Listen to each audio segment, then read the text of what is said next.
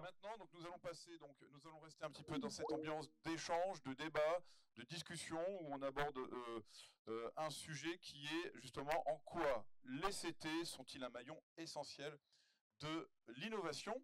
Et donc, j'appelle dès maintenant, si vous voulez bien, à cette table ronde, donc Marianne Lamour. On peut les applaudir pour les encourager. À ses côtés, nous allons retrouver Christophe Gégaud, s'il veut bien me rejoindre, s'il vous plaît, pour monter sur l'estrade, où un micro vous attend.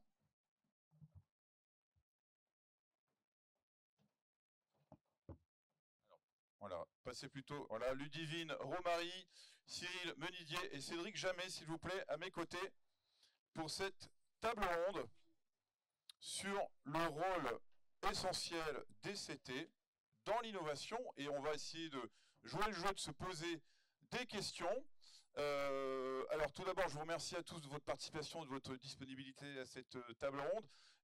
On va vous présenter quand même rapidement. Alors, donc Cédric Jamet, donc, qui est responsable de la R&D à la Fed. Il est responsable ingénierie et industrialisation, plus précisément. À ses côtés, Marianne Lamour, qui travaille donc à la région, à qui on doit donc le fort soutien de la région pour le CATI et pour les CRT en général, puisque vous travaillez au sein de l'unité donc scientifique et recherche. C'est bien ça, vous nous préciserez ça juste après. Je sais que j'avais des devoirs à faire là-dessus. Ensuite, on a Ludivine Romary, juste à côté d'elle, qui est dirigeante de la start-up MyEli, dont vous avez déjà peut-être entendu parler. Et puis, juste à côté d'elle, on a donc Christophe Gégaud, donc, qui a une double casquette enseignant-chercheur à l'IMS et qui travaille aussi à l'ENSERV. Et puis, à sa gauche, nous avons Cyril Menidier, qui est aussi enseignant-chercheur, mais côté XLIM, et qui a l'habitude de travailler avec Système. Merci à tous d'être à mes côtés. Alors, pour ouvrir cette table ronde, j'aimerais rappeler d'abord que, comme ça a été dit précédemment, il y a un soutien donc très fort de la région Nouvelle-Aquitaine qui pousse les CRT à se développer. Ça a été rappelé donc par Cédric Delage tout à l'heure et Olivier Séguin sur ces sujets. Et puis, on voit que finalement, ces CRT aussi ont un rôle important sur la question de transfert technologique. Hein. Ça a été vu par ailleurs donc, lors des voyages de notre président Alain Rousset, donc en Allemagne, au Québec, mais on parle aussi de l'Espagne. Récemment, avec le CATI, donc nous étions en Espagne, nous avons rencontré Technalia, par exemple. On a vu qu'il y avait des choses qui avaient été faites il y a déjà 60 ans, avec des résultats assez importants. Et donc c'est un petit peu dans cet esprit-là, finalement, que ce soutien a lieu. Et on voit aussi que les CRT, alors c'était aussi un point, je ne sais pas si ça va être abordé dans nos échanges, c'était le fait que ce sont des structures quand même plutôt tournées vers les entreprises, mais que leurs autorités de tutelle sont issues de l'enseignement supérieur et de la recherche. Peut-être que Marianne Lamour pourra aussi souligner ce point-là. Et enfin, je le rappelle à nouveau, ça a été dit, mais cet événement est co-organisé par Système et CATI. Et maintenant que j'ai un peu coché toutes mes cases d'introduction, je vais pouvoir commencer par les premières questions. Alors, je les ai un petit peu cuisinées avant de vous les présenter devant vous, évidemment. Je les ai au téléphone. Ils ont tous joué le jeu. Ils ont tous été disponibles. À nouveau, je vous remercie. Je vais commencer par donner la parole à Marianne Lamour, si vous voulez bien. Normalement, vous avez un micro devant vous. Alors, il suffit d'appuyer. Voilà, théoriquement, on devrait pouvoir vous entendre. Alors, Marianne Lamour, s'il vous plaît, est-ce que vous voulez bien commencer par rappeler un petit peu votre rôle et précisément, justement, comment est-ce que la région se positionne par rapport à ces CRT, s'il vous plaît? Bonjour à tous. Donc, tout d'abord, je voudrais dire bonjour à Bertrand et Nicolas que j'ai pas eu l'occasion de saluer, et merci à Cédric Delage pour son beau discours tout à l'heure. J'avoue que les services opérationnels sont rarement mis en avant, donc c'est vraiment, je le note. Donc moi, je travaille à la direction de la recherche, enseignement supérieur et transfert de technologie au sein du pôle développement économique et environnemental de la région. Voilà. Donc, je suis plus particulièrement chargée de mission dans le domaine du numérique, et j'ai la chance de suivre le CATI et Système pour leur accompagnement régional depuis mon arrivée à la région, donc depuis 2015, et donc depuis la fusion des régions. Donc, du coup, votre question, j'ai oublié. Voilà. Alors, vous avez suivi tout ça de très près, finalement, et je pense que dès le début, vous avez remarqué que ces CT sont quand même des structures très particulières.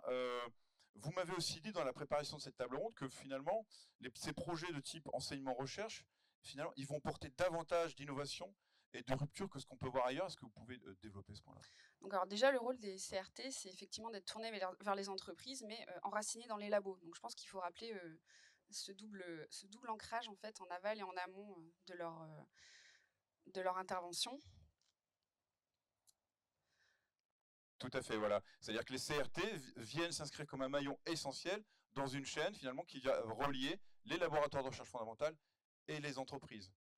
Voilà, donc c'est vraiment leur rôle. Et donc la région, justement, finance ces projets qu'on appelle de ressourcement scientifique, donc sans retour sur investissement immédiat, de manière à leur garder tout le temps une avance vraiment concurrentielle particulière sur le reste de l'écosystème. Et c'est ce qui fait aussi qu'on n'est pas en concurrence directe normalement avec des bureaux d'études, puisqu'on est vraiment, on a des compétences qui sont issues de la recherche publique. Tout à fait. Vous m'avez dit, les laboratoires ne peuvent pas répondre à la demande, en fait, et les entreprises, elles, de leur côté, ont un besoin d'innovation pour répondre à la concurrence. Et vous m'avez dit aussi une phrase que j'ai vraiment soulignée, la recherche ne suffit pas à répondre à cause d'un gap de timing et de ressources. Et finalement, c'est là où le CRT trouve sa place. Oui, complètement. C'est-à-dire qu'en fait, ayant aussi travaillé dans des laboratoires de recherche qui sont largement représentés ici, donc je ne vais pas m'étendre, mais en gros, on a un pool de permanents qui travaillent sur des projets de recherche sur le long cours la plupart du temps. On a éventuellement des stagiaires qui interviennent sur des stages de 3 à 6 mois et qui sont loin d'avoir les compétences des personnels permanents des laboratoires.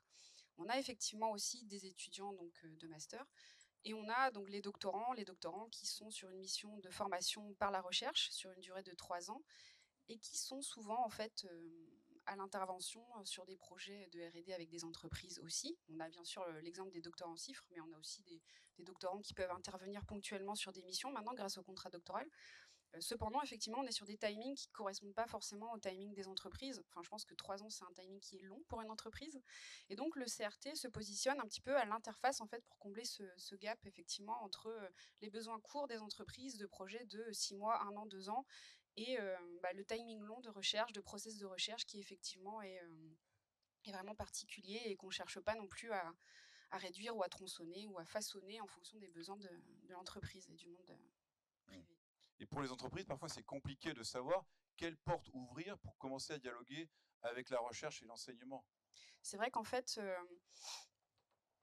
il y a aussi cette question de monde un petit peu secret et caché des laboratoires. Bon, pas tous, hein, bien sûr. Il y en a qui travaillent beaucoup plus que d'autres avec le monde industriel. Et même au sein d'un laboratoire, il y en a qui travaillent beaucoup plus que d'autres avec le monde industriel.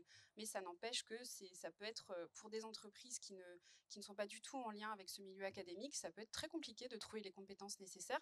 Donc, c'est aussi le rôle des CRT, en fait, de donner... et donc, la région encourage aussi ça. Donc, donner plus de visibilité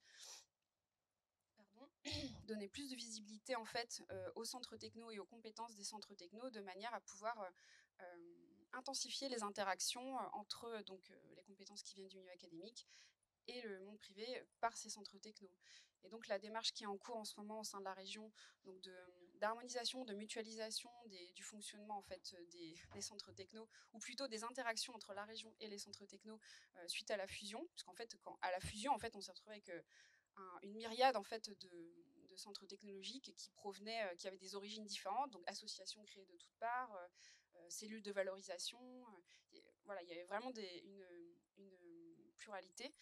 Et donc l'objectif maintenant, en essayant de faire un travail de, comment dire, comment ça s'appelle pardon, désolée. Voilà, travailler vraiment sur des engagements en fait des centres techno, en fait, avoir une grille de lecture qui soit un petit peu la même, de manière aussi à pouvoir, promettre aux entreprises qui vont trouver toujours un niveau d'interaction qui soit similaire, quoi. Je n'ose dire de qualité, mais c'est voilà, Améliorer les choses. d'harmoniser, voilà. Tout à fait. Alors on reviendra sur ce point tout à l'heure parce que je sais que c'est un point qui vous tient à cœur et je me l'ai noté justement où ça fera partie de la conclusion. Alors vous m'avez aussi dit que vous faisiez aussi un travail de terrain vis-à-vis des laboratoires pour que finalement ils soient aussi plus en plus ouverts et favorables à travailler avec les CRT, ce qui n'était pas aussi forcément quelque chose d'acquis. C'est compliqué parce qu'effectivement, il y a les laboratoires qui sont moins tournés vers le monde industriel et il y a ceux qui sont tournés vers le monde industriel et qui ont déjà peut-être en leur sein des plateformes grâce auxquelles ils souhaitent réaliser des prestations, etc. Et donc, il faut juste voilà, réussir à passer le message qu'effectivement, on essaie vraiment de travailler dans l'articulation et la complémentarité. Pardon, l'articulation, je ne vais pas cracher dans le micro vu le contexte en fait.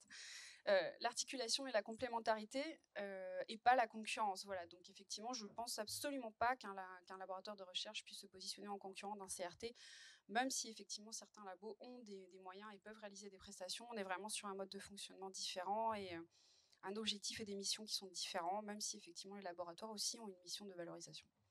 Et vous poussez aussi justement à renforcer la visibilité de ces structures et aussi à les inciter à aller vers du national et vers de l'international, c'est ça aussi, hein? Oui, donc en fait, les centres que je suis le font très très bien, donc je pousse, je ne sais pas, mais en tout cas, oui, effectivement, c'est un objectif. Effectivement, on souhaite qu'il soit plus visible à l'échelle régionale, de manière aussi à faire effet de levier sur des financements nationaux et internationaux, type projet européen. Je sais que le CATI le fait très bien. Pardon pour système, je ne me rappelle plus. Aussi. Et donc tout ça aussi s'inscrit dans une logique suite à Neoterra, hein, où on va justement chercher à la fois à concilier performance, innovation avec l'ensemble de ces questions. Ça. Oui, donc c'est vrai qu'il y a une feuille de route qui s'appelle Neoterra qui a été votée il y a 2 étés. Donc l'objectif, c'est vraiment d'essayer d'insuffler, en respectant donc cette feuille de route, d'insuffler dans tous les projets les objectifs de cette feuille de route qui sont peu ou prou, voilà, enfin respecter voilà, l'éco-conception, et j'ai entendu tout à l'heure en fait Système s'exprimer là-dessus et j'étais vraiment très, c'était peut-être le président, voilà. Et voilà, c'était vraiment très intéressant de l'entendre aussi dans ce domaine de la filière électronique. Des sujets qui résonnent donc et qui vont faire l'actualité. Avant de passer à la question suivante, je pense qu'il est aussi important de rappeler, et là on le voit bien, après vous avoir écouté, après avoir entendu les différentes interventions, le principe de cette question de non-concurrence aussi qui a pu être parfois abordée. Je pense que c'est important aussi à l'occasion de cette table ronde, de ce sujet-là, de rappeler, on le voit bien, finalement, que je ne sais pas si vous voulez dire quelques mots sur ce point-là, le fait que justement les entreprises dans ces difficultés d'accès à l'enseignement, à la recherche, ont un vrai besoin des CRT et que du coup, c'est une mauvaise grille de lecture que de les voir comme des acteurs concurrentiels.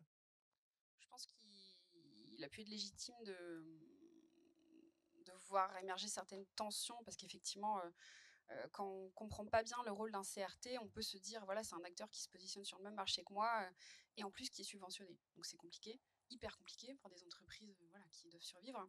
Cependant, vraiment pour moi, la différence et la plus-value du CRT, c'est ce lien avec le milieu académique et qu'il faut absolument maintenir et faire fructifier, tout comme Citron, n'est-ce pas? Et voilà. Et c'est vraiment le point différenciant. Donc c'est pour ça aussi que la région accompagne spécifiquement ce volet-là. J'espère que j'ai bien répondu à votre Super, question. oui, c'est très clair. De toute façon, il y aura un moment d'échange et puis les autres intervenants aussi, n'hésitez pas à réagir, à interagir, hein. On va rendre ça dynamique. Alors j'ai une question maintenant pour Cédric Jamet. Puisque, pareil, en préparant cette table ronde avec lui, il y a un point qui a attiré mon attention, c'est que moi, je voulais savoir un petit peu, parce que bon, je suis un peu fraîchement débarqué, j'arrive plutôt du monde digital, j'essaie de comprendre et j'ai une passion très forte pour l'industrie électronique, mais je suis un petit peu néophyte, et je voulais comprendre, est-ce qu'il y a eu des changements, est-ce qu'il y a des tendances, et Cédric Jamet m'a dit, oui, c'est vrai que quand même, j'ai connu quelque chose avant, de l'époque de l'ADESO, où c'était peut-être un peu plus orienté business, et finalement, vous lisez finalement une évolution, une maturité peut-être qui est due à cet accompagnement, qui nous amènerait finalement à rendre les technologies plus accessibles pour les PME. Est-ce que vous voulez bien nous en dire quelques mots, Cédric, s'il vous plaît? Oui. Donc, bonjour à tous. Tu m'avais pas dit qu'il y aurait des questions pièges. Voilà. Non, ouais, en fait, dans mon parcours, moi j'étais dirigeant de PME aussi avant de rejoindre FED il y a 5-6 ans. Et j'ai connu l'écosystème du temps d'Adesio qui était quand même assez dynamique aussi, qui faisait pas mal de choses, mais qui était très orienté business. Et c'est vrai qu'avec l'émergence du CATI, on a vu apparaître un outil pour les PME notamment. On avait poussé à l'époque pour ça, pour favoriser l'acquisition de compétences plus rapidement, parce que la clé c'est le time to market, il faut aller vite sur nos marchés. Et le CATI est un outil pour ça. Je parlerai à peu près tout à l'heure d'un exemple de collaboration récent avec le CATI, et qui démontre bien ça, quoi. Donc on est passé d'une logique purement business à quelque chose de push techno qui est intéressant. Ouais, il y avait un constat qui avait des trous dans la raquette, en fait, et qu'il manquait quelque chose de transversal, c'était peut-être ça. C'est ça, Ouais. Donc, pour permettre aux PME d'acquérir des briques technologiques et des compétences plus rapidement, on va l'illustrer tout à l'heure. Et donc, toujours dans cette idée d'historique maintenant sur les tendances, Christophe m'a dit, oui, moi, je vois une tendance très nette, parmi d'autres, sur l'apprentissage automatique et au-delà, dans l'électronique, sur les processeurs. Puisqu'il y a aussi, tu m'as dit quelque chose de très intéressant sur l'évolution, donc Intel, ensuite ARM, et puis maintenant le RISC-V, une vraie tendance de fond, c'est ça? Ah oui, sur l'électronique en particulier, nous, ce qui nous intéresse, qui est les systèmes embarqués, il y a une vraie tendance de fond sur j'achète un processeur avec un flow sur les puces associées à la transition vers les processeurs ARM où j'achète une licence et ensuite je fais faire mes processeurs pardon, et actuellement il y a une vraie dynamique sur l'open source autour des systèmes matériels et le RISC-V.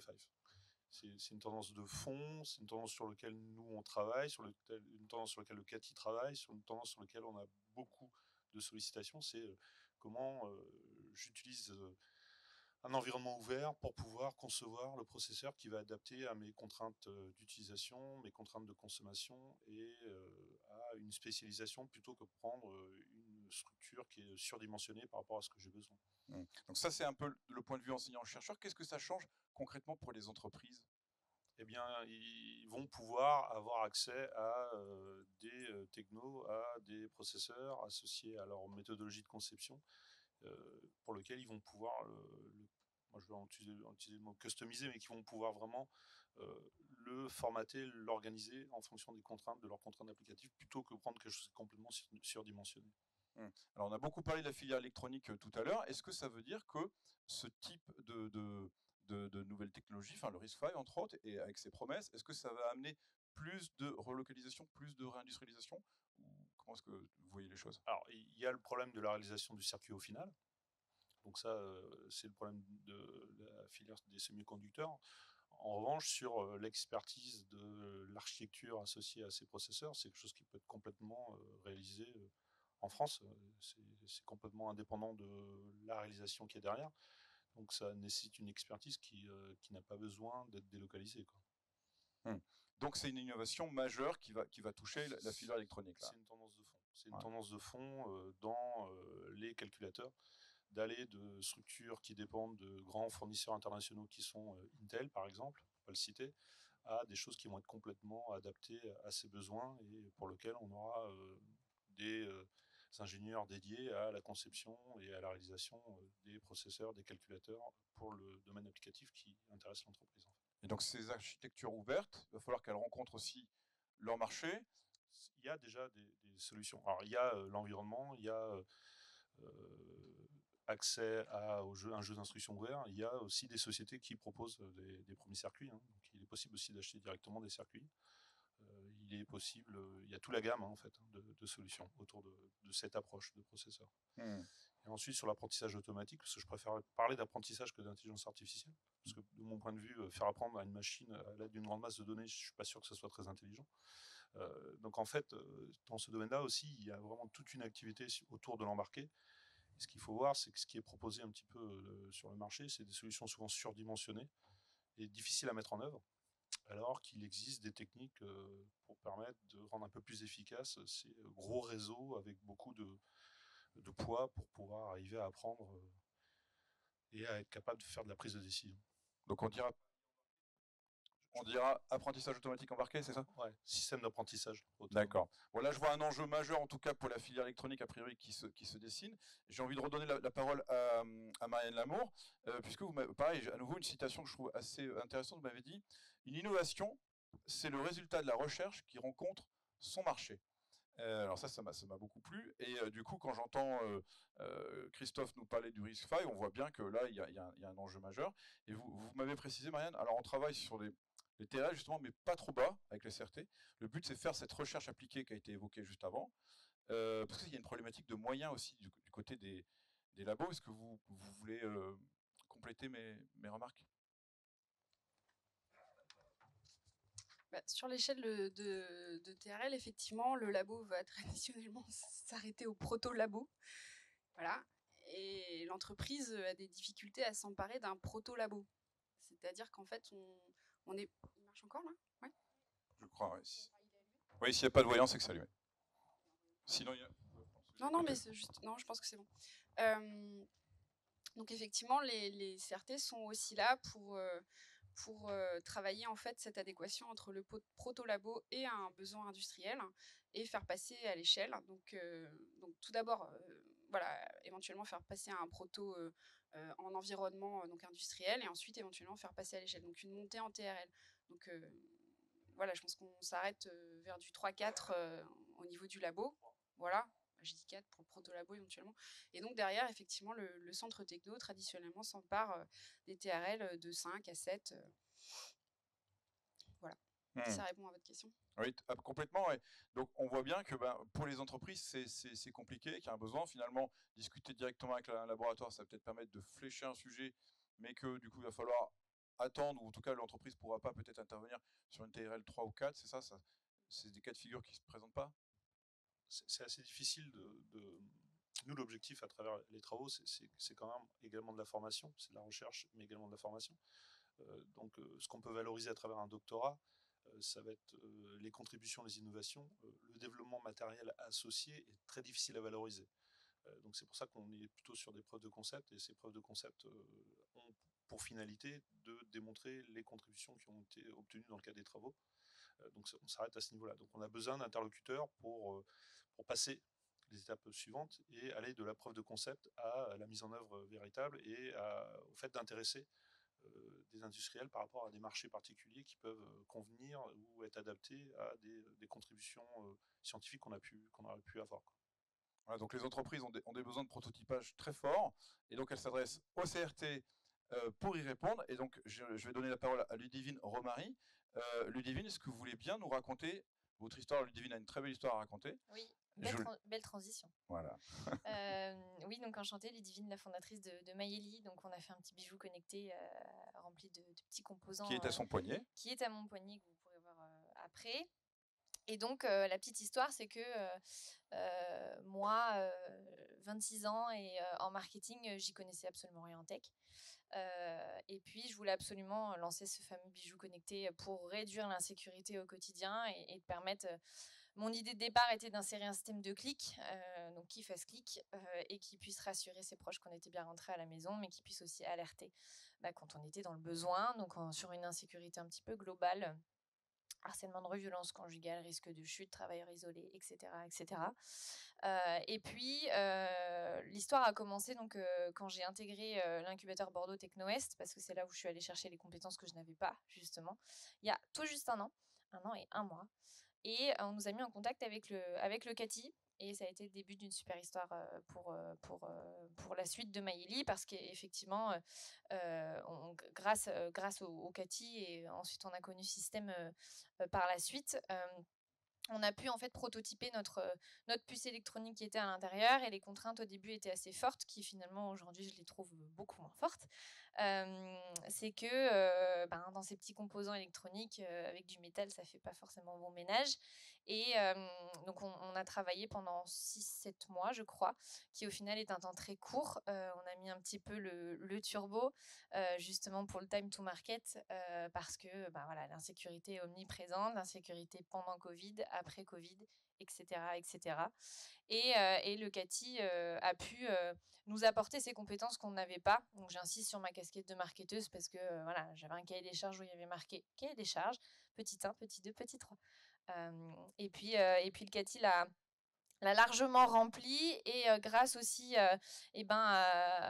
au CATI et plein d'autres CRT, mais on a pu aussi obtenir une subvention de départ, parce que c'est vrai qu'aujourd'hui on est approché par beaucoup de labos et de bureaux d'études, plein, tout le temps, et ils comprennent pas forcément pourquoi et comment on en est arrivé là, sans forcément dépenser une grosse enveloppe pour arriver jusqu'au produit fini finalement.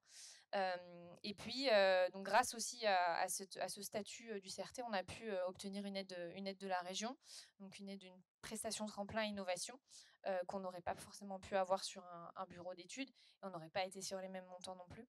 Et puis, l'échange était très clair, parce qu'on est sur une équipe aussi jeune, avec quelqu'un en face qui ne comprenait rien.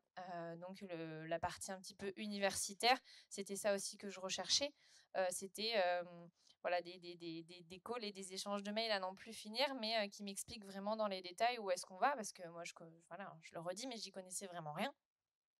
Et puis, on a rencontré Système par la suite, quand il fallait aussi réaliser une étude sur la radiofréquence du composant sur l'antenne imprimée de nos puces électroniques, de manière aussi avec cet objectif de miniaturiser une vingtaine de composants ELEC à l'intérieur pour toujours transmettre en Bluetooth et de connecter avec le mobile jusqu'à 30 mètres. Et on avait cette problématique, c'était de comment dépasser les 10 mètres qui sont plutôt classiques pour pouvoir sécuriser une personne qui n'a pas forcément son portable dans sa poche et qui puisse utiliser le bijou et cliquer sur son bijou partout.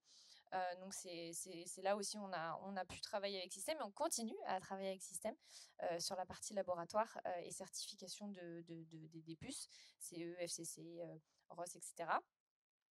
Et puis, je suis très contente d'être là aujourd'hui parce que c'est un petit peu la boucle est bouclée, étant donné qu'on a commencé il y a 1 an et aujourd'hui, on livre là, à midi. Félicitations. Merci. Et donc, on a aussi été impacté par Covid, certes, et par la crise des composants. Et encore, je remercie encore le CATI parce que, pareil, l'échange d'informations a été très clair, Système également, sur les risques de réappro. Voilà, il y a toujours quelqu'un derrière pour checker très régulièrement, en plus de notre CTO, bien sûr.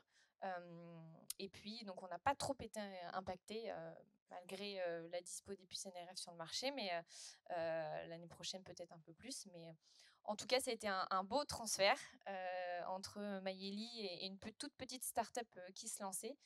Et je pense aussi, ce qui est challengeant aussi pour les CRT, et c'est pas tout le temps que on ne le voit pas très régulièrement, je pense, c'est de travailler sur un produit qui voit le jour.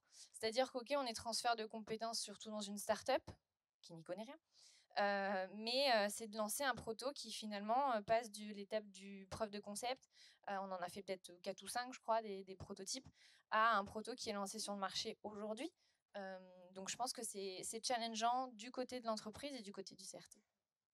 Est-ce qu'en tant que dirigeante de Mayeli, est-ce que vous diriez que votre entreprise ou que vos collaborateurs ont monté en compétence justement entre la première rencontre et aujourd'hui?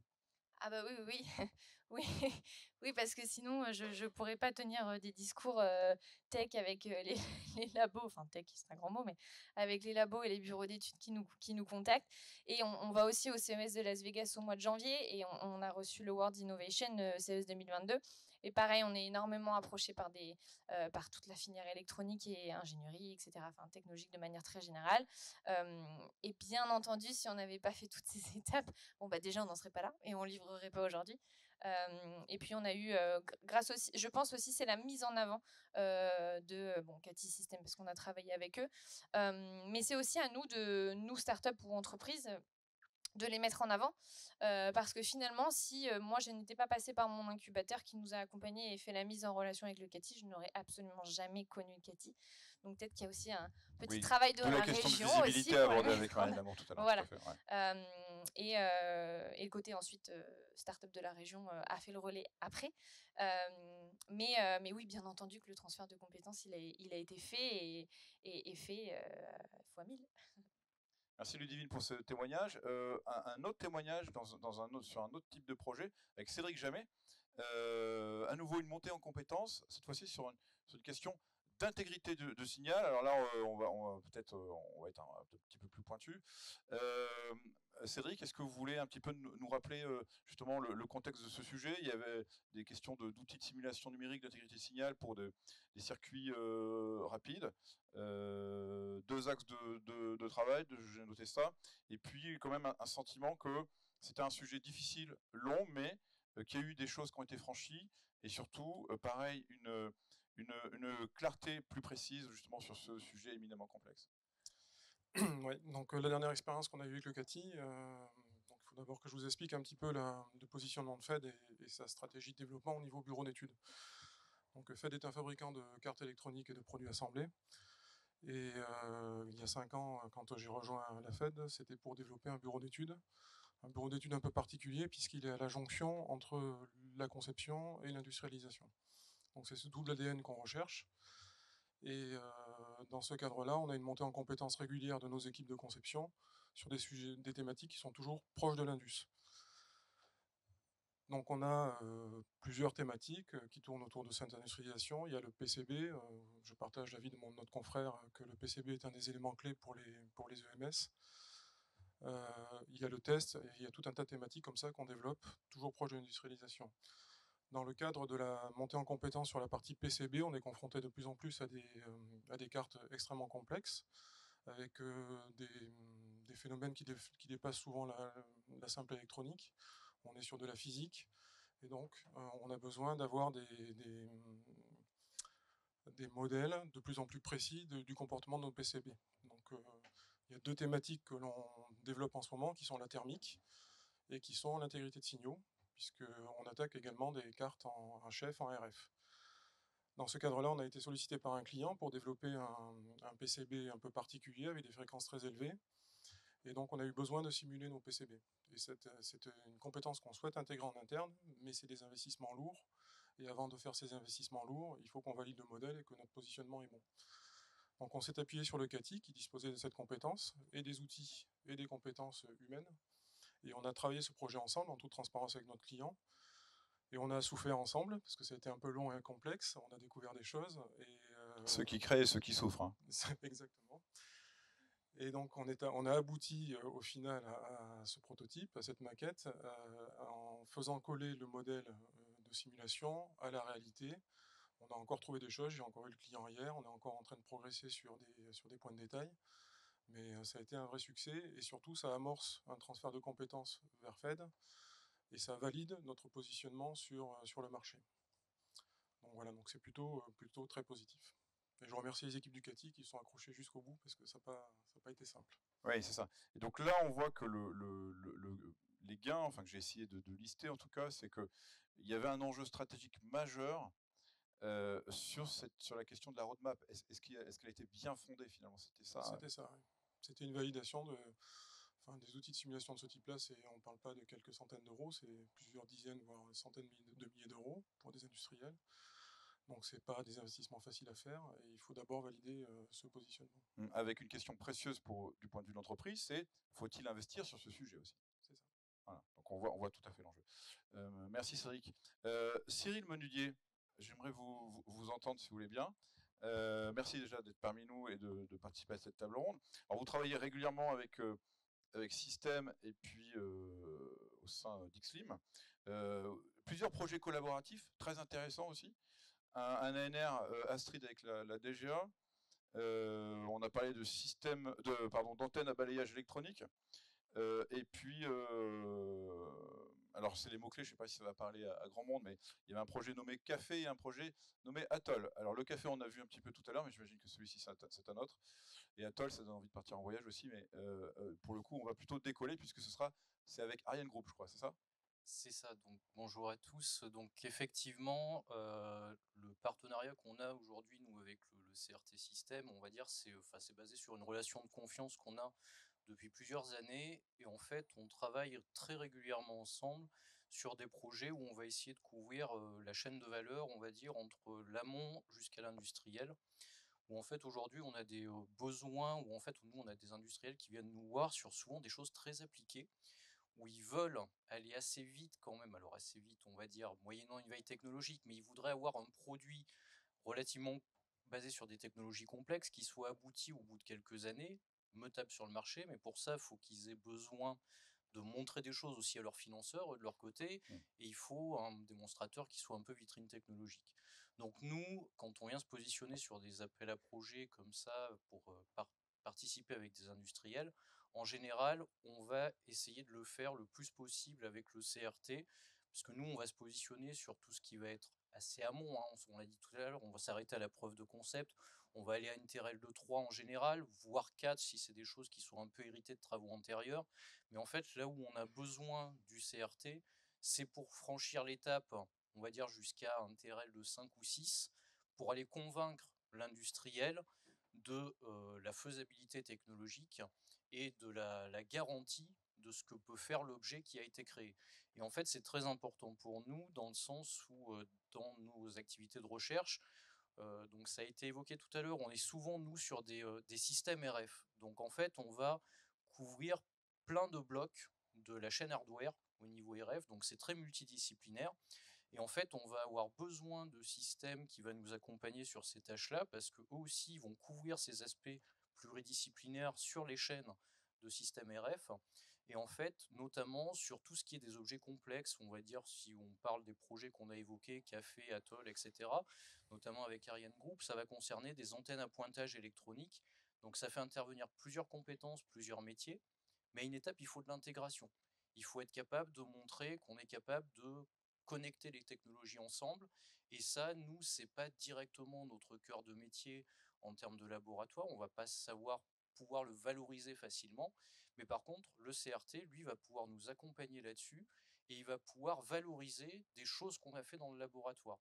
Donc pour nous, c'est vraiment aussi un élément clé dans la valorisation et vraiment le transfert de savoir-faire ou de compétences qui peuvent venir du laboratoire et qu'eux vont savoir mettre en musique pour en faire des produits qui pourront servir aux industriels derrière. Avec 2 thèses encadrées par système, c'est bien ça, hein, sur des projets des grands réseaux d'antennes, des antennes de poursuite et des antennes pour la 5G, c'est ça? Oui, alors en fait c'est ça, donc en fait on travaille avec Système à la fois pour développer des recherches et mettre au point des preuves de concept ou des démonstrateurs plus élaborés pour aller jusqu'à des produits qui pourraient derrière être industrialisés par le partenaire final, le end-user final qu'on a dans le projet.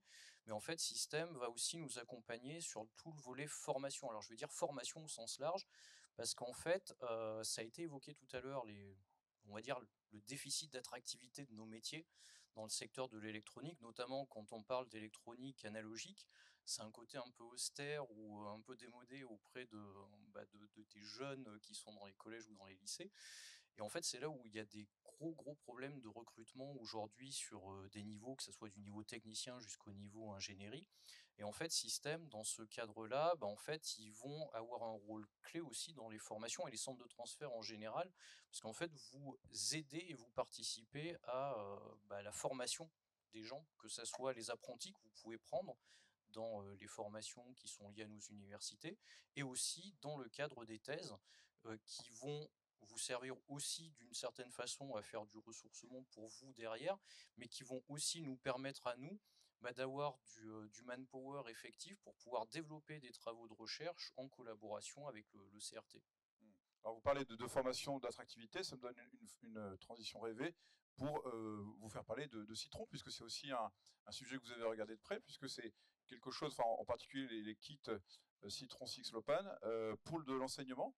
Est-ce que ça renforce, je vous pose la question, est-ce que ça renforce l'attractivité? Est-ce que par exemple justement offrir cet écosystème de prototypage rapide sur ces sujets-là, est-ce que ça aide à la pédagogie? Est-ce que vous m'avez parlé aussi de microcontrôleurs intégrés au PCB antenne, voilà, comment faire ça? Et Citron éventuellement pouvait répondre, c'est ça? Alors effectivement, il y a on va dire des systèmes qui sont développés dans les CRT, donc comme Citron, en fait, qui vont pouvoir permettre de faire de l'intégration de technologies dans des démonstrateurs. Et en fait, ça va contribuer, que ça soit donc côté CATI, côté système, tout ce que vous faites qui peut être mis à profit, on va dire, à la communauté, en fait. Tout ce qui va pouvoir sortir de chez vous et qui va pouvoir être diffusé, participer à de la diffusion scientifique. Nous, on peut s'en servir pour en fait, le véhiculer dans nos formations. On peut s'en servir pour montrer ce que vous êtes capable de faire dans les CRT. Et dans l'autre sens, c'est aussi un moyen pour nous, pour montrer aux jeunes qui sont dans les formations qu'il y a des structures qui existent, qui s'appellent les CRT, parce que honnêtement, je vais vous dire, quand vous parlez à des étudiants, très peu savent ce que c'est un centre de technologie ou un centre de transfert ou un CRT. Et en fait, ça leur permet de découvrir aussi ces structures-là et de les rajouter un peu au panorama de ce qu'on leur présente nous en tant que futurs potentiels recruteurs pour eux. Et puis montrer aussi que c'est dynamique, il y a déjà 45 cartes électroniques qui ont été produites, dont certaines avec système et qui sont à la disposition. Alors on parle enseignement, je vais continuer avec Christophe Gégaud pour parler aussi d'une thèse CIFRE qui sur l'implémentation temps réel. Donc là on est dans le sujet apprentissage automatique embarqué, j'ai bien retenu la leçon. Donc une interaction aussi avec le CATI, à nouveau sur ce sujet. Est-ce que vous pouvez nous en dire quelques mots, s'il vous plaît, Christophe? Déjà, je vais définir le contexte. On a la chance, le CATI et l'ENSERMA MECA, d'autre part, de partager les mêmes locaux. Donc, ça signifie qu'on se côtoie. Ça signifie que le CATI intervient dans nos formations. Ça signifie que le CATI propose des projets. Et du coup, c'est très intéressant pour nos élèves ingénieurs, c'est très intéressant pour nos enseignants-chercheurs. Et à travers les discussions, à travers les échanges, eh bien, ça peut aboutir à des travaux de thèse, par exemple, comme celle que tu viens de citer. Donc, en l'occurrence, c'est une thèse avec un ancien élève de l'ENSERMA MECA, avec Sébastien du côté du CATI, où on regarde justement comment essayer d'implémenter sur des systèmes temps réel des systèmes d'apprentissage. Donc on travaille sur comment essayer de proposer des méthodes, des outils qui vont permettre aux utilisateurs de ce type de système de rapidement arriver à implémenter une fonction d'apprentissage, et que cette fonction d'apprentissage n'implique pas d'avoir une batterie de voiture associée à votre système parce que ça va consommer énormément. Donc il faut arriver à faire des implémentations qui sont sobres, qui ne nécessitent pas trop de calculs, alors que par défaut, les systèmes d'apprentissage nécessitent énormément de calculs. Donc c'est là-dessus qu'on travaille actuellement dans le cadre d'une thèse. Et je voulais faire une petite aparté sur l'aspect formation, parce que dans le début de la matinée, on a parlé de formation, on a parlé d'arriver à attirer des élèves vers le domaine de l'électronique. Il y a une autre problématique, hein, c'est que de plus en plus, les systèmes qui nous certifient, les écoles d'ingénieurs, se focalisent sur les soft skills. C'est-à-dire que de plus en plus, on nous demande de rajouter toujours de soft skills, rajouter toujours plus de culture d'entreprise dans nos formations. Sauf qu'on est contraint par un volume horaire qui fait qu'à chaque fois que je pose la question, mais au détriment de quoi? Donc moi, je défends une école d'ingénieurs où on forme des ingénieurs spécialisés, à la différence de plein d'écoles en France où on va vers des ingénieurs systèmes qui maîtrisent beaucoup de choses, mais qui ne sont spécialistes de rien, en fait. Donc à l'ENSERMA MECA, on combat au quotidien, parce que je suis responsable des formations, avec tous ces organismes de certification, on travaille pour mettre en avant les compétences techniques, pas au détriment des soft skills, hein, mais qu'on garde ces compétences techniques et qu'on continue à former des électroniciens qui maîtrisent vraiment les concepts de l'électronique et qui ont également une culture d'entreprise, mais pas au détriment de la formation technique. D'accord? Donc je pense que c'est important que dans les organismes de certification comme la CTI, par exemple, les industriels envoient des gens techniques et non pas uniquement des gens des soft skills qui vont uniquement nous évoluer sur les soft skills. Et c'est une tendance de fond, et quand j'en discute avec des autres responsables de formation, il ne faut pas perdre de vue que nos techniciens, nos ingénieurs doivent rester très pertinents sur les compétences techniques. Merci Christophe, parce que vous m'offrez une transition rêvée encore, une fois de plus, décidément, on travaille bien en équipe.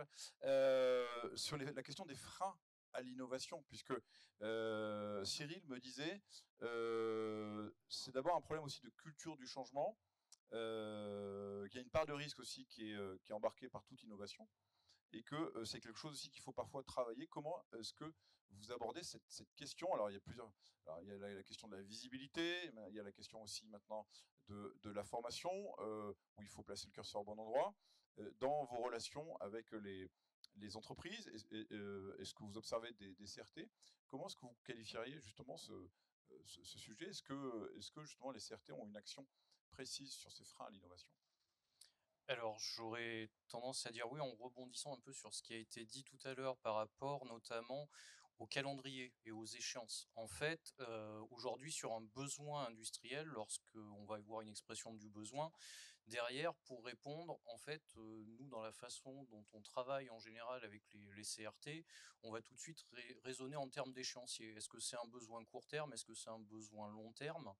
Et est-ce que ça nécessite vraiment une grosse veille technologique ou une grosse production d'innovation, ou est-ce qu'on peut partir d'un terrain déjà existant? Et en fait, en fonction de ça, derrière, sur des actions qui vont être assez longues, ça a été dit tout à l'heure, nous, les labos, on va s'inscrire sur des actions long terme. Mais en fait, quand on a des demandes d'industriels qui sont, on va dire, beaucoup plus courtes, tout à l'heure, on entendait des besoins de développement sur quelques mois. Alors, si vous voulez industrialiser en moins d'un an, vous pouvez demander à Ludivine SFR.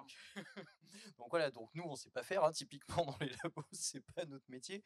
Mais là, sur des besoins comme ça, nous, quand on travaille avec des industriels, on va les renvoyer directement vers les centres technologiques, les centres de transfert.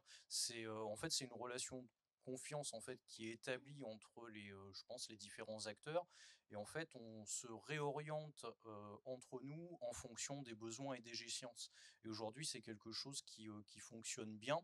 Et on va vraiment pouvoir se positionner chacun sur nos secteurs. Et en fait, pour moi, il n'y a pas de concurrence. En fait, il n'y a pas du tout de notion de concurrence qui existe entre cette relation tripartie en fait entre la partie recherche, la partie vraiment industrielle, la partie CRT, parce qu'on va vraiment se positionner sur des jalons de temps différents, sur des échelles de TRL différentes.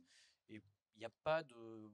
Je pense pas que du coup, il n'y a pas de frein à l'innovation, parce qu'en positionnant le curseur là où il faut, entre les trois entités, on va trouver celle qui peut répondre aux besoins finaux à chaque fois. Alors, Christophe m'a parlé de triptyque, complémentaire d'ailleurs, on reviendra juste après dessus. Merci Cyril. Alors dans cette idée de difficulté ou de frein ou de barrière, il y a cette question aussi du financement. Derrière la question du financement, pour les entreprises, c'est la question du retour sur investissement. Je me tourne vers Cédric Jamet, puisque vous m'avez dit que, en tant qu'entreprise aussi, le ROI du client, c'est important.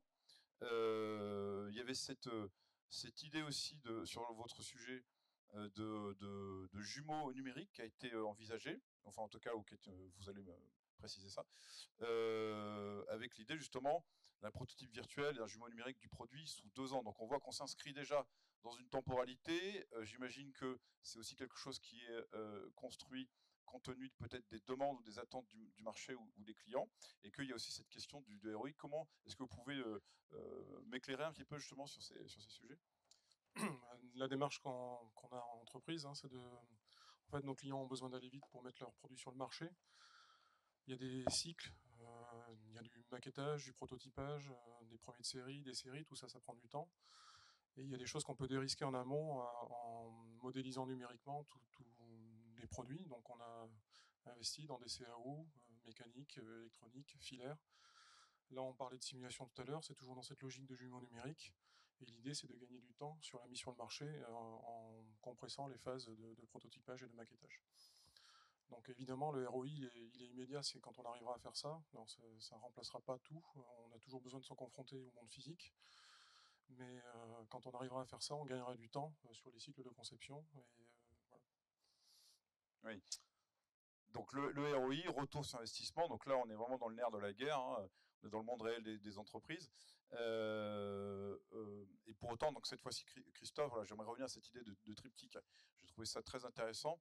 Vous m'avez dit, je cite, je crois au triptyque enseignant-chercheur, plus structure type CATI, plus entreprise. Et j'ai écrit égale complémentarité, c'est ça l'idée? C'est clairement le cas. C'est-à-dire que nous, on innove à travers des nouvelles technos, des nouveaux processus, des nouveaux outils, des nouvelles méthodes, mais on doit les confronter à des applications. Et il est important, via le CATI, de pouvoir adresser, pour pouvoir au système, des systèmes et pouvoir interagir avec des industriels, avec des entreprises. On peut le faire en direct, mais le CATI est quelque chose qui nous apporte encore plus de visibilité et permet de le faire plus facilement. Et sur des applications très concrètes, sur un développement très concret, on a la possibilité du coup d'avoir 2, 3, 4 applicatifs et donc de vérifier la faisabilité et la pertinence de la solution technique ou de la nouvelle contribution sur laquelle on travaille. En fait. Ouais. Ce que vous m'avez dit, finalement, nous en tant qu'enseignants-chercheurs, on ne connaît pas très bien les besoins des entreprises ni des startups. Non, nous on travaille plutôt sur les aspects techno, sur les aspects évolution des systèmes actuels. Par contre, ça peut être complètement déconnecté avec des besoins du marché. Donc l'intérêt du CATI, c'est vraiment de nous mettre les pieds dans la réalité et nous aider à confronter nos recherches avec des besoins actuels. En fait. Et donc on voit bien l'intérêt d'un acteur qui fait le lien justement entre tous ces interlocuteurs. Marianne, je vous vois réagir, vous voulez rajouter un mot peut-être sur ce sujet? Non, c'était juste CATI System, les centres de transfert technologique en général, puisqu'effectivement, les CRT, vous venez juste d'être certifié, c'est ça en plus? Voilà. Ouais. Donc en fait, tous les centres de transfert technologique, donc les 40 dont je vous ai parlé de la région, ne sont pas tous CRT en fait. Donc on englobe tout ça avec CATI, voilà, mais... C'est ça qu'on parle plutôt de centre technique ou de... C'est un label État en fait. Tout à fait. Avec un abondement financier petit, tout à fait. de l'État, voilà. Mais sinon, je valide bien le triptyque aussi. C'était ce que je disais aussi tout à l'heure. J'ai l'impression qu'on est assez complémentaires. Nous Donc aussi. on a un combo gagnant, un peu une recette qui fonctionne. Cyril, à nouveau, vous m'avez dit aussi, en tant que labo de recherche, donc côté XLIM, vous m'avez dit, nous n'avons pas vocation à aller au-delà de la TRL 3.4. Sinon, ça pourrait nous être reproché par les organismes de tutelle. Alors, pourtant, c'est compliqué de séduire l'industriel si on ne sait pas aller au-delà. Donc on voit bien, là, à nouveau, qu'il y a un argument très fort en faveur des CT. Alors, ça va exactement dans ce sens-là, parce que effectivement, on est chacun à notre place, parce qu'en fait, dans un laboratoire de recherche, nous, si on discute pendant une minute de sur quoi on est évalué sur des indicateurs purement, on va dire, publication, recherche amont, etc. Si nos tutelles identifient qu'on est en train de faire que du transfert de technologie ou de l'ingénierie, on va nous dire c'est pas votre métier, vous avez rien à faire là. Donc là, à contrario, quand on va voir un industriel, lui, il va nous dire, c'est ce qu'on disait tout à l'heure, j'ai besoin d'un démonstrateur, j'ai besoin de quelque chose pour convaincre mon client final de pouvoir utiliser ce produit. Donc dans cette chaîne-là, en fait, c'est ce qu'on disait tout à l'heure, enfin, on est vraiment dans une relation d'interdépendance qui est relativement indispensable, parce que le CRT va vraiment faire le lien, et le lien entre vraiment la partie laboratoire et la partie application end-user. Et je rebondis sur ce qui a été dit juste avant, il y a aussi un exemple ou un cas typique où les CRT vont pouvoir nous aider, notamment côté système. Vous voyez beaucoup de cas d'usage au quotidien, beaucoup de scénarios, beaucoup d'applications qu'on ne voit pas forcément, ou des choses auxquelles on n'aurait pas pensé. Et en fait, vous êtes aussi là pour nous aider à nouer de nouveaux partenariats, parce qu'on parle depuis tout à l'heure du triptyque, mais on peut, en disant le triptyque il est déjà existant. En fait, là où vous intervenez aussi, c'est que vous nous mettez aussi en relation avec des personnes qu'on ne connaît pas forcément, sur des cas d'application auxquels on n'aurait pas pensé. Et en fait, ça nous permet aussi de travailler ensemble avec cette fois-ci en reformant un nouveau triptyque qui va nous permettre de créer de l'innovation et d'aller idéalement jusqu'à quelque chose qui pourrait être commercialisé. Oui, tout à fait. Merci Cyril. Et Cédric Jamais, de votre côté, vous abondiez aussi dans le même sens que les autres intervenants. Vous m'avez dit donc les CT sont bien un maillon essentiel de l'innovation. Ça fait le lien avec les labos, donc ça c'est intéressant d'avoir le point de vue d'entreprise. Mais vous avez rajouté, cela fédère bien l'écosystème, sous-entendu que ça pouvait être aussi un besoin, et que parfois il y a aussi des mécanismes peut-être à imaginer de mutualisation entre la puissance des industriels, les connaissances technologiques. Et quand j'ai creusé un petit peu, on m'a dit, en fait, peut-être qu'il faudrait aussi simplifier la possibilité d'organiser, de monter des thèses ou des collaborations plus facilement. Alors, j'ai envie de dire, ça tombe bien, puisque le sujet de cette journée, c'est aussi de se rencontrer, d'échanger. Alors, ça peut être aussi l'occasion. Est-ce que vous voulez préciser votre pensée, Cédric? Oui, déjà, donc ça fédère bien, oui, parce que ça complète, c'est ce qui est dit depuis le début, hein, ça complète le paysage, c'est-à-dire qu'il y avait les laboratoires, il y a les industriels, et il manquait quelque chose au milieu. Donc ça, c'est positif. Donc c'est en ce sens-là que ça fédère l'écosystème. Ça nous permet de nous rencontrer aussi, aujourd'hui par exemple. Ça permet aux entreprises de se rencontrer, de vérifier qu'on a bien les mêmes problématiques. Et l'idée de la thèse, c'est que c'est des sujets qu'on évoque régulièrement. On a des sujets qui pourraient faire l'objet de thèses ou de choses comme ça, mais pour une PME, c'est quand même difficile à encadrer. C'est du temps, c'est de l'investissement, et le faire avec un centre technologique comme le CATI, ça a du sens. Parce que ça nous permettrait d'avoir un lien avec la partie recherche académique plus fort et plus structuré. On arrive maintenant au mot de la fin de cette table ronde. Alors j'ai fait ma petite sélection, mon petit florilège. Cyril, vous m'avez dit une phrase assez forte, vous m'avez dit « On veut que la recherche serve ». On pose des brevets, on fait des transferts.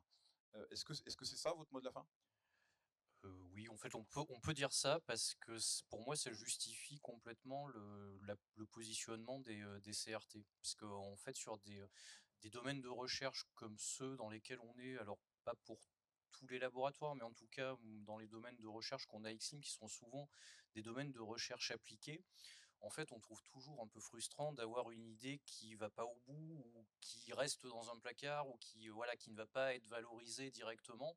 Et en fait, dans ces cas-là, le CRT, il est vraiment prépondérant parce qu'en fait, ils peuvent nous amener à valoriser des brevets, ils peuvent nous amener à les déterrer des choses qu'on avait déjà dans les laboratoires et qu'on n'avait pas pensé pour telle ou telle application. Et donc, dans ce cadre-là, ouais, on va dire, ils rendent nos recherches utiles. Ouais. Merci Cyril. Alors, Ludivine, vous nous vantez une belle success story. Si c'était à refaire, On le referait 10 fois? Non, peut-être pas, parce que quand même, il faut un moment qu'on génère du chiffre aussi. Mais non, si c'était à refaire, moi je connais plein de startups qui auraient besoin d'un CT, CRT, peu importe comment ils appellent. Mais, et je pense effectivement que depuis tout à l'heure, on parle de ce triptyque. Et moi, de mon point de vue, au début, j'étais un petit peu perdue dans ce monde-là, étant donné que je ne viens pas de ce monde-là. Et avoir quelqu'un qui fasse le lien entre les labos et les industriels, c'était vraiment nécessaire, parce qu'on nous contacte, mais on nous identifie, tout le monde nous connaît, mais nous, on ne les connaît pas. Et donc, ça faisait un petit peu une vague d'informations sans savoir réellement où aller. Et la mise en contact de Cathy et Système, hein, l'un et l'autre, de par aussi notre usine électronique avec qui on travaille était parfaite. Et la suite, j'aimerais aussi bien recommencer de retravailler avec Cathy et Système pour la suite, et peut-être en lien aussi avec la partie région, pour redéployer un programme de R&D dans ce petit bijou-là, post-CES l'année prochaine, qui sait. Bon, super, c'est très encourageant, merci Ludivine. Et donc, pour terminer sur le mot de la fin, Marianne, vous m'avez parlé aussi à plusieurs reprises de cette démarche d'harmonisation et de mutualisation. Est-ce que c'est déjà quelque chose qui a démarré? Est-ce que c'est une perspective? Est-ce que c'est un horizon? Comment est-ce que vous pouvez qualifier ce sujet? Oui, donc c'est une démarche qui a commencé, il me semble, il y a 2 ans, qui s'est poursuivie, même si elle a peut-être été un tout petit peu freinée voilà, en 2020-2021. Comment dire, donc c'est vraiment suite à la fusion et un constat d'hétérogénéité de pratiques d'accompagnement et de volonté de mieux faire de manière adaptée à chaque centre, mais en même temps rationaliser l'accompagnement régional. Donc effectivement, on pense à de la mutualisation éventuellement sur les parties juridiques. D'ailleurs, on a un petit peu commencé avec les centres numériques, dont Cathy Système. Voilà. Donc c'est vraiment une démarche qui est en cours. Avec effectivement aussi l'émergence de nouveaux modes de financement, voilà, de nouveaux modes de financement comme l'appel à projet intercentre, où justement on encourage les CRT, CT, CRT à travailler ensemble avec plus ou moins un labo, avec plutôt plus une entreprise, et là on se permet de les financer directement sur ce projet, parce qu'effectivement sinon les centres techno sont financés pour leur ressourcement scientifique.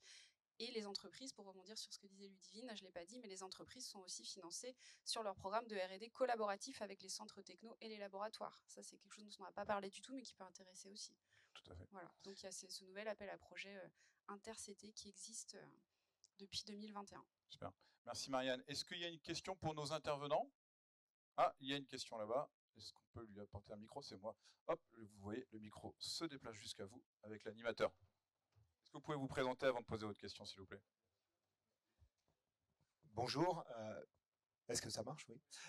Bonjour à tous, alors je suis Benoît Percolin, je suis le directeur d'Alphanov, un autre centre technologique. Et alors, plutôt qu'une question, je voulais accompagner un petit peu le message avec un tout petit témoignage un peu transverse, un projet qui contraste avec Citron, mais on voit qu'on est un peu dans la même idée. On a eu des besoins, donc Alphanov, un centre technologique dans le domaine de la photonique, pour de l'électronique embarquée dans nos systèmes laser notamment. Et on a développé initialement sur la base d'un projet qui démarrait à l'IMS, en l'occurrence, avec des équipes embarquées dans la cybersécurité, une thèse commune IMS, Alphanov, Serma Technologies également. Je n'ai pas vu quelqu'un de Serma Technologies dans la pièce, mais qui nous a amené de proche en proche à développer nos propres électroniques sur un besoin particulier de cybersécurité. Ne pas partir comme Citron, c'est là le contraste, sur de l'open source, essayer malgré tout de le mettre en utilisation chez les différents laseristes, il y en a un certain nombre de notre environnement bordelais, et in fine, commercialiser nous-mêmes Vous voyez, ça touche un petit peu ce problème de l'éventuelle concurrence avec des offres privées, cette famille de cartes qui était au cœur de nos lasers. On a, avec un accompagnement du conseil régional qui est présent tout au long de cette chaîne, de toute façon, on a réussi à faire un essaimage d'entreprise Aérodiode. Alors, il n'y a personne d'Aérodiode ici non plus, mais qui est un client maintenant de FEDD. J'ai presque l'impression que je vais réussir à citer tout le monde dans cette affaire-là, qui maintenant a bouclé la boucle avec un projet du plan résilience, un projet qui a été lancé en début d'année 2021, avec cette fois système. Donc vraiment, on va réussir à mentionner toute la chaîne. Et j'ai vu un certain nombre d'autres personnes dans EMS Proto notamment qui sont embarquées. Alors EMS Factory, pardon, c'est tout nouveau, qui sont embarqués dans cette aventure pour différentes supports. On a vraiment un système très vertueux avec la capacité sous différents modèles, et c'est ça que je veux souligner, une grande variété zoologie de projets, d'embarquer toute une filière très commune à la photonique notamment et à l'électronique, vous en doutez, ou même à la mécanique sur certains aspects. Les centres technologiques, c'est vraiment une richesse de notre territoire sur laquelle on essaye de construire de plus en plus activement. Et cette journée est magnifique de ce point de vue-là. C'était plus finalement un témoignage qui me semblait intéressant qu'une question. Merci pour les auditeurs et pour votre action dans ce projet qui vous a tous fait intervenir, évidemment. Merci Benoît pour cette contribution. Effectivement, il faut le souligner, ça a été dit, mais on va le redire, il y a un soutien vraiment très fort de la région. Et puis c'est quelque chose, c'est aussi, en préparant cette journée, cette table ronde, qui m'a été rappelé par Bertrand, c'est que quand on regarde aussi au niveau français, au niveau national, il y a vraiment un particularisme de la Nouvelle-Aquitaine, avec ce soutien très fort, qui permet justement à ces centres techniques d'exister et de répondre à ce besoin justement de maillons sur la chaîne de valeur d'innovation. Est-ce qu'il y a une dernière question? Allez, il y a une dernière question. Si vous pouvez vous présenter avant votre prise de parole, s'il vous plaît. Bonjour, Luca Testa Concepto. Question rapide sur la propriété intellectuelle. Si une entreprise lambda vient à travailler avec le CATI, par exemple, ou avec un autre CRT, CT, est-ce qu'ils deviennent propriétaires, ils restent propriétaires de la propriété intellectuelle de ce qui est développé ou pas, ou il y a un partage? Est-ce que les choses sont clairement définies de ce côté-là ou pas? Est-ce que je réponds pour le CATI ou est-ce que Bertrand, tu veux répondre? Je pense que je peux, mais... Ah ok. Bah, je vais essayer de répondre et tu complètes si tu veux après. Donc en fait, effectivement, il y a, comme les laboratoires de recherche du reste, il y a une vraie politique de propriété intellectuelle au niveau des centres techno.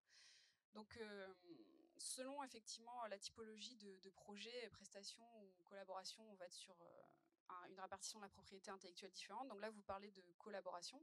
Donc on va plutôt être effectivement dans une répartition. Et traditionnellement, en fait, comme on est dans un domaine qui nous le permet, le CATI conserve les briques technologiques qu'on appelle génériques et cède les briques technologiques qui sont faites à façon pour l'entreprise dans le cadre de la collaboration. Parfait, j'aurais pas dit mieux, effectivement. Et on essaie de garder la propriété de certaines briques, effectivement, mais on l'expliquera un peu cet après-midi. Pour mieux jouer notre rôle de transfert technologique, si on a la propriété au CATI de certaines briques, on va pouvoir plus facilement les diffuser pour l'utilisation pour les autres entreprises. Donc il y a cette dualité, il y a un accord de consortium qu'on arrive assez vite, ou pas d'ailleurs, des fois c'est un peu long, mais on est toujours arrivé à trouver le bon découpage pour que voilà, une partie soit partagée, une partie soit retenue par l'entreprise et une partie soit retenue par le CATI, selon les intérêts de chacun. Mais il y a une protection de l'entreprise aussi qui pourra utiliser une grande partie des résultats dont elle a besoin, elle, pour son marché. Voilà, on y est toujours arrivé, donc avec plus ou moins de temps d'ailleurs, mais on y est toujours arrivé. Merci, s'il n'y a pas de nouvelles questions, on va pouvoir applaudir nos intervenants de cette table ronde. Merci beaucoup de votre participation.